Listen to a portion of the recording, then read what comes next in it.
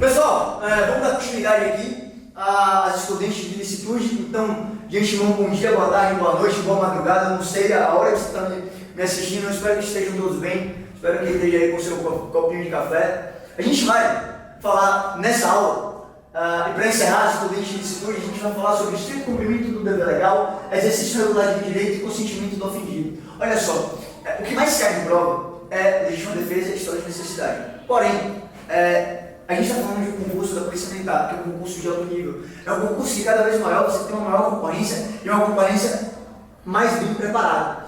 Então, não ignore essas estudantes de licitude. Estudem tudo. A ideia é dominar todo o conteúdo. Porque caso caia uma questão na prova envolvendo algumas dessas estudantes de licitude, os senhores possam resolver, os senhores possam acertar questões. Então, a gente começa aqui com o estrito cumprimento do dever legal. Vamos lá, vamos entender a ideia, vamos entender o conceito. No estrito cumprimento do dever legal, essa excludente de licitude é o seguinte: imagina que um agente público, no desempenho das suas funções, ele comete um fato antijurídico. Porém, esse fato antijurídico, tipificado em lei, está acobertado pelo dever legal de atuar naquela posição, de atuar naquela situação. Vamos imaginar a seguinte situação. Olha só, um agente de um determinado órgão fiscalizador apreende uma mercadoria, seja fruto do descaminho, seja fruto do contrabando. E aí, eu não sei se vocês já viram, às vezes passa na televisão, que os órgãos eles apreendem vários aparelhos e tal, e aí depois passa com um trator destruindo todos aqueles produtos. Veja bem, se a gente for olhar aquela situação e tentar tipificar no Código Penal, você vai falar comigo, cara, isso é dano. Veja, esse agente está praticando crime de dano. Ele está inutilizando uma mercadoria de terceiro. Porém, veja, esse agente público, ele está incumbido da função, do dever legal de destruir aquele produto. Sendo assim, o agente não responde pelo dano, já que ele está cumprindo o seu dever legal. Outro exemplo, imagina você, futuro policial militar. Esse exemplo é muito dado na doutrina, e é o seguinte, a ideia é a seguinte: imagina que você, policial militar, deixa eu ver o nome de alguém aqui, Lucas e Renata, né, são policiais militares. E aí, Lucas e Renata estão passando por uma casa e de repente eles percebem, eles têm fundadas suspeitas, né, que naquela casa está sendo cometido um crime de tráfico de droga, que é um crime permanente. Então, Lucas e Renata, sabendo da grande probabilidade de ali dentro estar havendo um comércio de drogas, fundados em suspeitas, né, suspeitas robustas, eles adentram aquela casa e prendem os traficantes. E eles adentram aquela casa sem permissão do morador. Eles adentram aquela casa sem nenhum consentimento prévio de quem lá dentro habita. Aí você pode me perguntar, professor, então Lucas e Renata, em tese, estão praticando crime de violação de domicílio? E a resposta é não. Por quê? Porque Lucas e Renata estavam desempenhando o seu papel de policial no estrito cumprimento do dever legal. Então veja, se um policial entra numa casa sem prévio consentimento do morador, porém, onde dentro da casa está sendo cometido um crime, ainda mais no caso de tráfico de drogas, que é um crime permanente, os policiais não respondem por violação ao domicílio, por inviolabilidade domiciliar. Não. Por quê? Porque você está diante do estrito cumprimento do dever legal. Então veja, policiais que invadem casa onde está havendo um crime permanente não vão responder por violação de domicílio, já que eles estão acobertados pela excludente de licitude do estrito cumprimento do dever legal. Outra situação, imagine os senhores, imagine que você para seu carro numa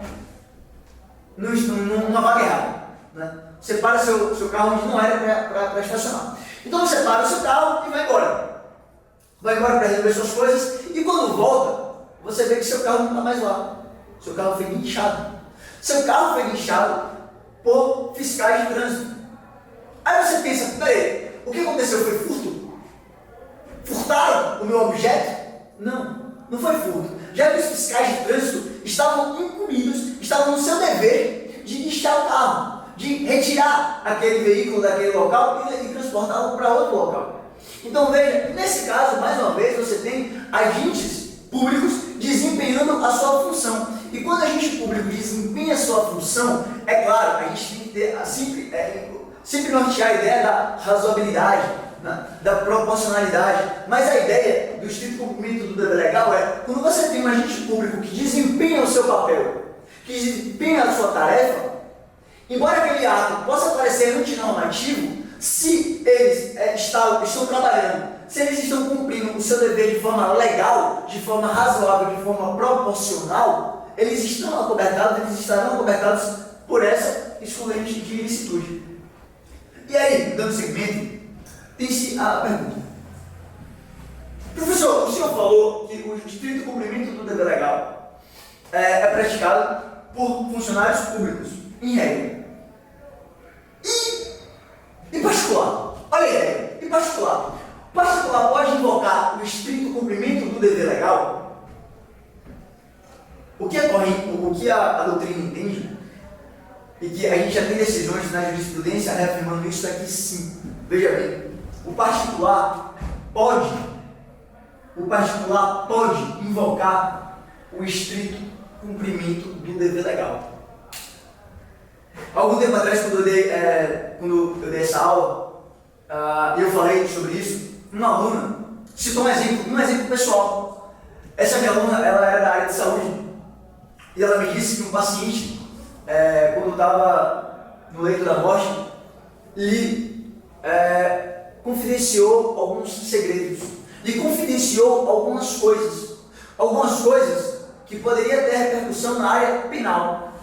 E veja, ela disse para mim que não disse nada, não disse absolutamente nada, e ela inclusive falou com a polícia que não iria dizer nada porque pelo sigilo profissional. Então veja, senhores, essa minha aluna, ela está cobertada pelo excludente da ilicitude do estrito cumprimento do dever legal. O particular pode invocar o estrito cumprimento do dever legal. No caso dessa aluna específica, sigilo profissional. A mesma coisa a gente pode imaginar o padre. O padre pode alegar o sigilo de alguém que confessa algo para de repente não depor, não participar de um interrogatório, não falar no interrogatório. Então, que fique bem claro, o particular pode invocar o estrito cumprimento do dever legal. Passando aqui, a gente tem o exercício regular de um direito. O exercício regular de um direito nada mais é do que uma conduta comum do cidadão que o autoriza a fazer determinadas coisas, a praticar determinadas condutas. E aqui temos alguns exemplos. Primeiro, o exercício, exercer a prisão em flagrante por pessoa comum.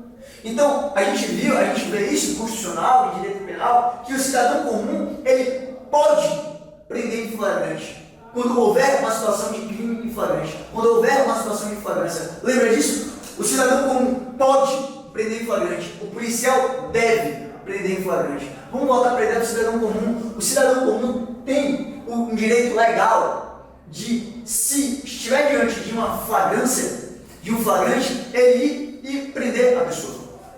Outro exemplo, luta de boxe. Veja, você tem dois indivíduos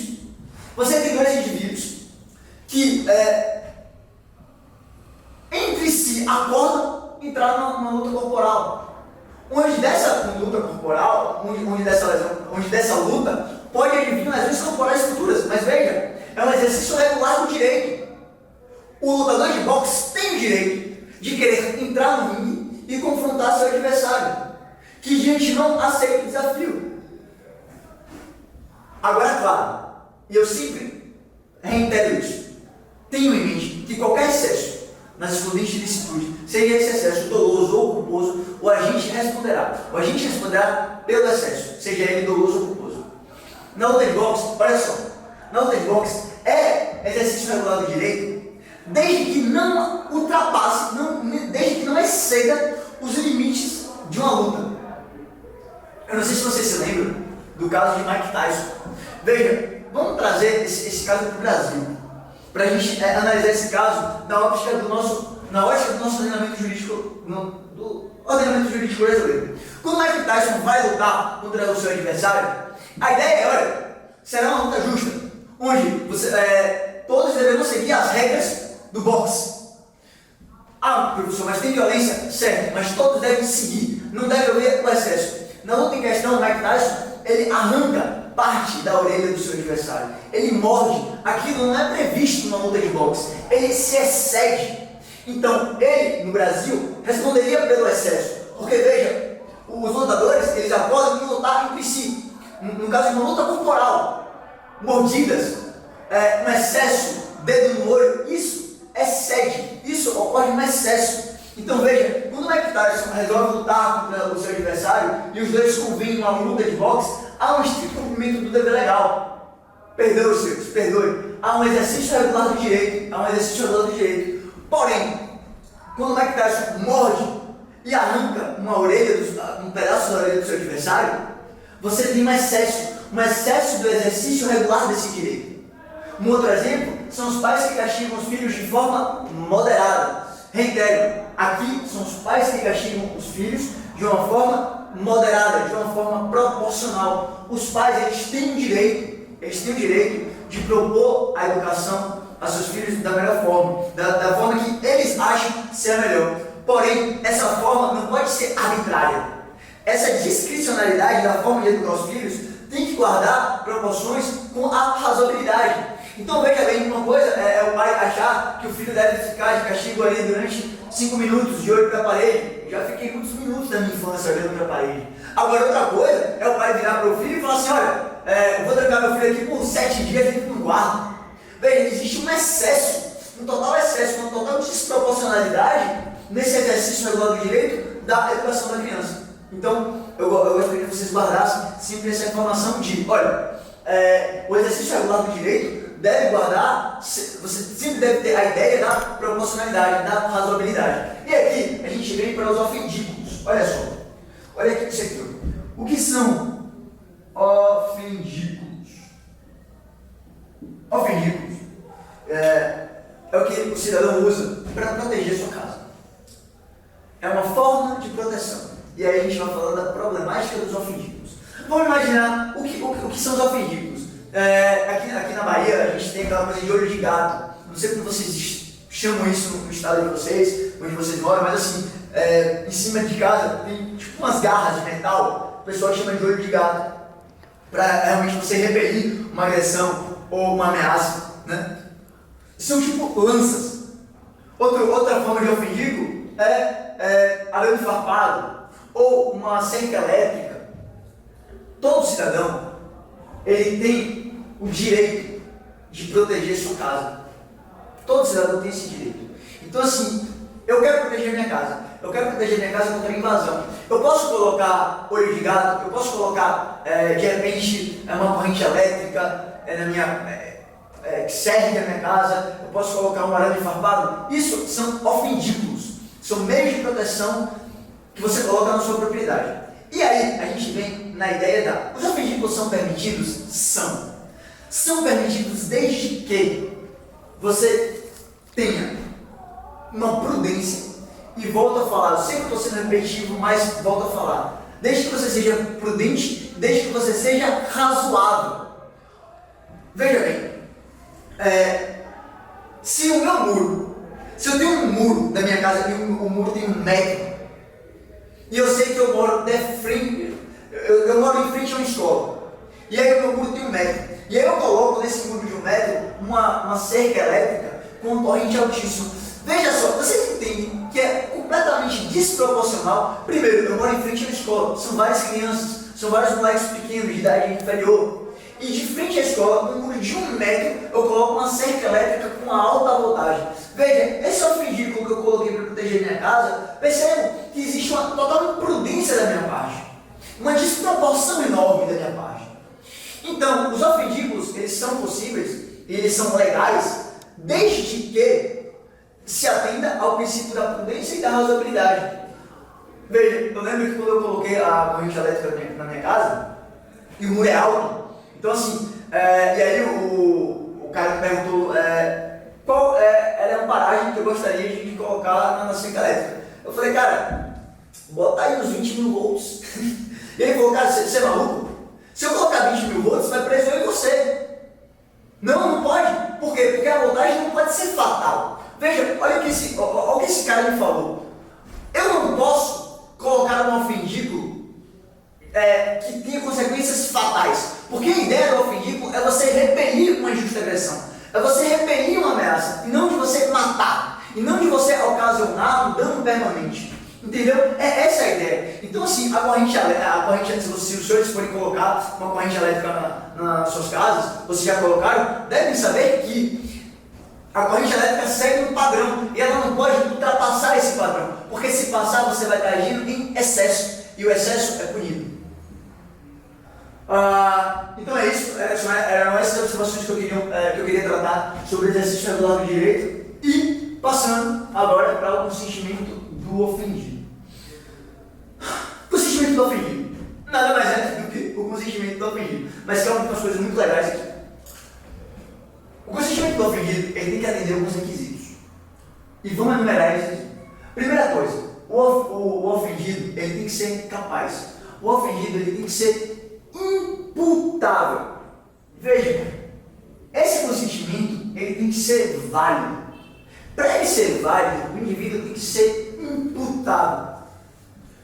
Então, veja bem, o ofendido inimputável, seja inimputável por razões de idade, ou até um inimputável transitório, aquele indivíduo, por exemplo, que bebe, está bêbado, está completamente bêbado, ele está transitoriamente inimputável. Naquele período, veja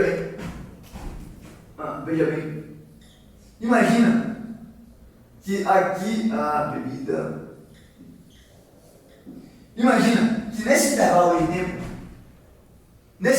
tempo aqui, ó, o indivíduo esteja bêbado, completamente bêbado. Nesse intervalo ele está imputado. Nesse intervalo não é possível haver um consentimento do ofendido, porque o seu consentimento não é válido. Da mesma forma, quando você tem uma pessoa que tem uma doença mental, que em consequência dessa doença mental lhe impeça de ter discernimento nas coisas, esse consentimento não é válido, certo? Mais uma vez, para o consentimento ser válido, o ofendido tem que ser capaz. Outra coisa, esse bem tem que ser disponível. Olha só, algum tempo atrás, em uma situação real e triste, um filho estava precisando de um coração. Um transplante de coração. E o pai desse menino se ofereceu para doar o seu coração para o filho. E aí, nesse momento, o pai alegou que poderia fazer isso pelo consentimento do ofendido. Veja bem, o pai era capaz, o pai era imputável, então o consentimento era válido, porém, o bem era indisponível, porque o coração não é um órgão duplo. E você não pode doar um órgão único. Se o pai doasse o coração para o filho, o pai daria a vida em prol do filho. E embora essa fosse a vontade do pai, não foi autorizado pelos médicos. E o direito, em tese, não autoriza por causa disso. Imagina que o direito fala para ele, olha, tudo bem que você é capaz, tudo bem que você é imputável, você sabe o que faz e o seu consentimento é válido. Porém, o coração é um bem único. É um bem que não é disponível, é um bem indisponível. E se você faz isso, você abre mão da sua vida. Então veja, o bem ele tem que ser disponível, diferente dos órgãos duplos, né? Onde você pode doar o órgão e sobreviver só com um e ter uma vida minimamente saudável. O coração é um bem indisponível, você só tem um, pelo menos na maioria dos casos. Outra coisa, o consentimento do ofendido ele tem que ser prévio ou simultâneo. Cuidado, porque algumas questões falam que o consentimento é prévio, simultâneo ou posterior.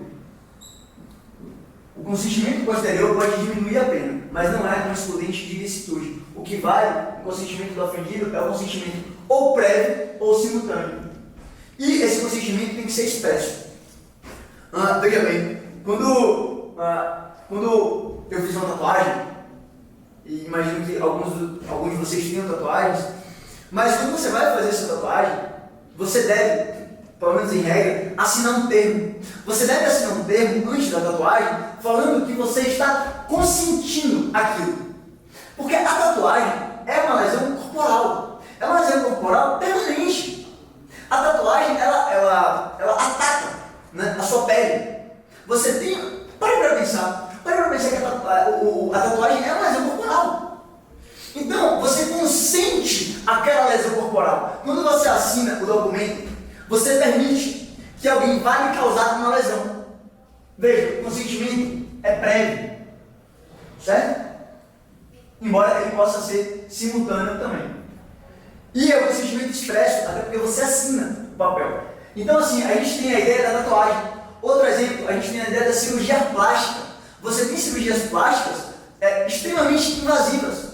Cirurgias plásticas onde ocorre uma deformação no corpo. Uma cirurgia plástica que causa uma lesão corporal. Então, antes de uma cirurgia plástica, você assina um termo. E esse termo que você assina é um termo de consentimento. O consentimento do ofendido. Então, imagine que você, de repente, não gosta do seu nariz e você quer fazer uma rinoplastia. Eu não sei se é isso. Então, esse procedimento é um procedimento extremamente invasivo, né? Onde o cirurgião, ele vai danificar inicialmente uma parte do seu corpo, é uma lesão corporal. Então, antes da cirurgia, você assina um termo consentindo aquele ato. E, assim, veja bem, nisso surge uma grande pergunta, que era o seguinte, o senhor falou que, por exemplo, o consentimento do ofendido, o ofendido tem que ser capaz, o consentimento tem que ser válido, o bem tem que ser disponível, o consentimento tem que ser prévio e simultâneo, e esse consentimento tem que ser expresso.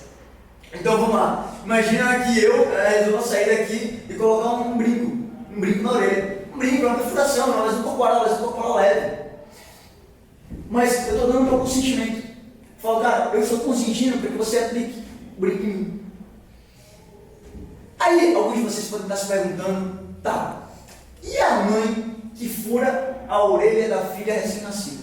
Porque veja, não há que se pensar em consentimento do ofendido. Porque o ofendido tem que ser capaz. E a filha recém-nascida, ou o filho recém-nascido, o bebê, ele é inimputável. Ele é completamente inimputável.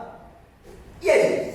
Nesse caso, seria uma excludente da ilicitude do consentimento do ofendido? E a resposta, senhores, é que não. Porque a mãe que fura a orelha da filha recém-nascida vai ser acobertada por um princípio do direito penal chamado adequação social. E o princípio da adequação social exclui o fato típico. Muito cuidado com isso.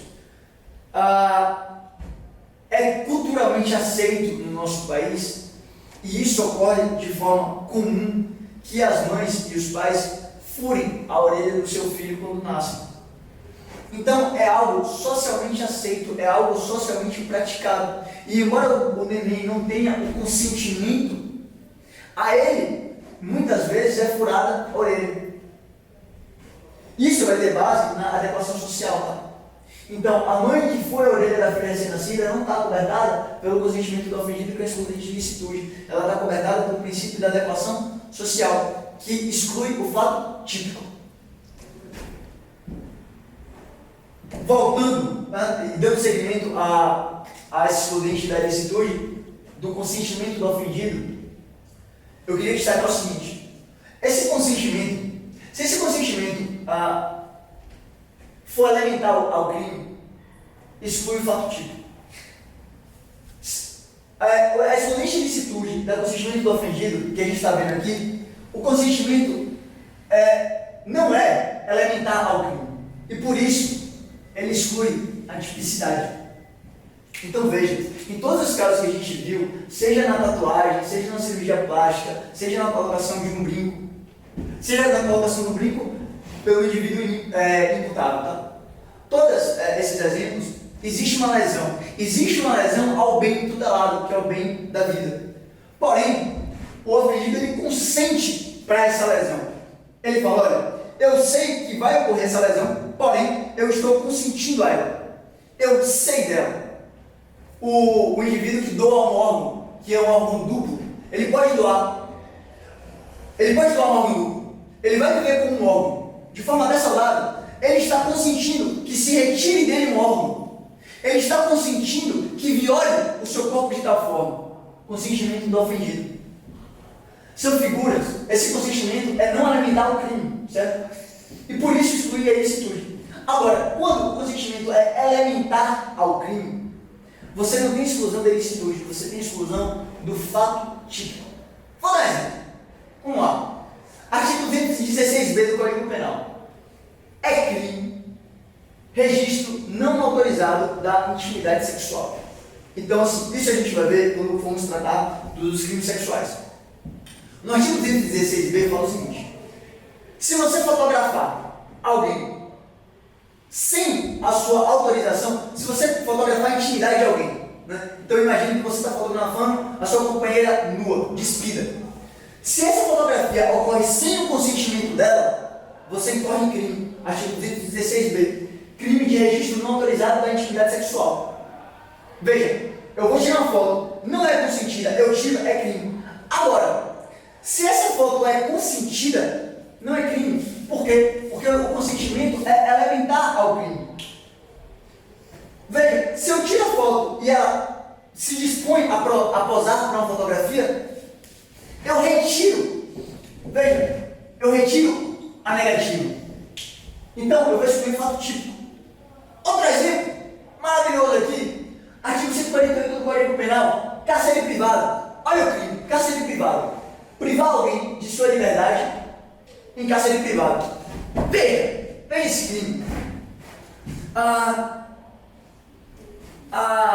pessoa da produção virou para mim e falou assim: Senhor, você vai entrar nessa sala e você só vai sair daqui quando você gravar essa aula. Esqueça sair enquanto você não gravar essa aula. Entendeu? Há que se falar em cárcere privado? Não. Não porque eu estou aqui com a minha vontade. Eu estou aqui porque eu quero. Então, o fato de eu estar aqui porque eu quero, não há que se falar em cárcere privado. Exclui o fato típico. Entende? Diferentemente, por exemplo, da tatuagem, que vai me causar uma lesão e eu estou consentindo para que isso ocorra. Então é isso. Eu fico por aqui, né? Passei para os senhores as observações mais importantes. Espero que tenham entendido e compreendido o conteúdo. E é isso, estou animado. A próxima aula vai ser muito boa mesmo. A gente vai falar sobre crime de homicídio. Mas espero que vocês estejam aproveitando, espero que estejam todos bem. E assim, antes de encerrar, eu queria deixar aqui minhas indicações. Literatura policial, um livro chamado O Dono do Morro, do autor de Michel Gwen, livraço. E literatura clássica, Vidas Secas, de Graciliano Ramos. Senhores, muito obrigado pelo tempo. Queria agradecer aqui mais uma vez ao pessoal da produção, porque sem eles eu não conseguiria fazer esse trabalho. E é isso. Tenham um bom dia, uma boa tarde, uma boa noite. Fico por aqui.